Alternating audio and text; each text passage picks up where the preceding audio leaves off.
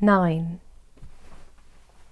One September day in 1910, a few years after Roger Button and Company Wholesale Hardware had been handed over to young Roscoe Button, a man, apparently about 20 years old, entered himself as a freshman at Harvard University in Cambridge.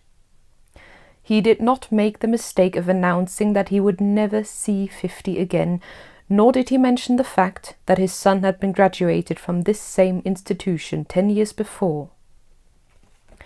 He was admitted and almost immediately attained a prominent position in the class, partly because he seemed a little older than the other freshmen, whose average age was about 18. But his success was largely due to the fact that in the football game with Yale, he played so brilliantly, with so much dash and with such a cold, remorseless anger that he scored 7 touchdowns and 14 field goals for Harvard and caused one entire 11 of Yale men to be carried singly from the field, unconscious. He was the most celebrated man in college. Strange to say, in his 3rd or junior year, he was scarcely able to make the team. The coaches said that he had lost weight, and it seemed to the more observant among them that he was not quite as tall as before. He made no touchdowns. Indeed, he was retained on the team chiefly in hope that his enormous reputation would bring terror and disorganization to the Yale team. In his senior year, he did not make the team at all.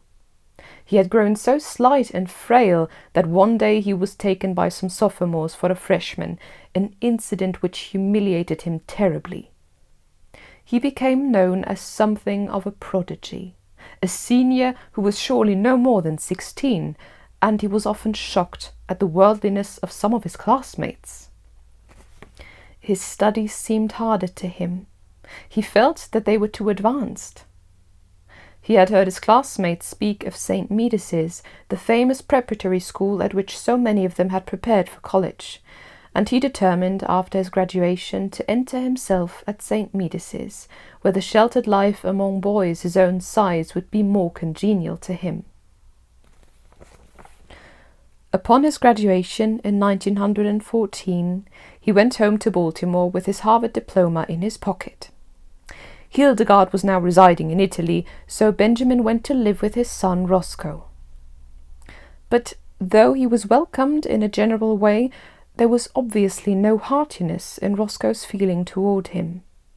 There was even perceptible a tendency on his son's part to think that Benjamin, as he moped about the house in adolescent mooniness, was somewhat in the way. Roscoe was married now, and prominent in Baltimore life, and he wanted no scandal to creep out in connection with his family. Benjamin, no longer persona grata with the debutantes and younger college set, found himself left much alone, except for the companionship of 3 or 4 15-year-old boys in the neighborhood. His idea of going to St. Medis's school recurred to him. "Say," he said to Roscoe one day, "I've told you over and over I want to go to prep school." "Well, go then," replied Roscoe shortly. The matter was distasteful to him, and he wished to avoid a discussion.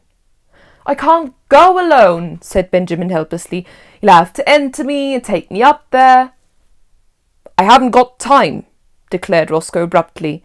His eyes narrowed, and he looked uneasily at his father. "As a matter of fact," he added, "you'd better not go on with this business much longer. You better pull up short. You better. He paused, and his face crimsoned as he sought for words.